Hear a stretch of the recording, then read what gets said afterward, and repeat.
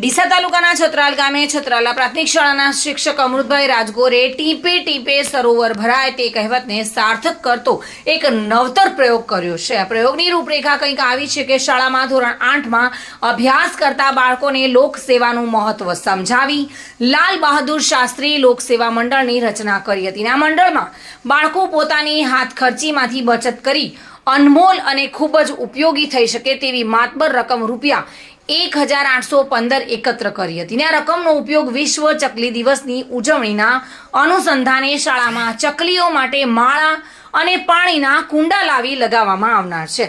આ પ્રવૃત્તિથી શિક્ષક અને ધોરણ 8ના બાળકોને ખૂબ જ આનંદ થયો અને ફૂલ નહીં તો ફૂલની પાંખડી રૂપી દાન કરી દિલને રાજીપો થયો હતો। આ લોકસેવાના કાર્યમાં શાળાના આચાર્ય સોનલબેન તથા સ્ટાફ મિત્રોનો પણ સહયોગ મળ્યો હતો તેમજ બહેને આ કાર્ય જોઈ ખૂબ જ આનંદિત થયા હતા।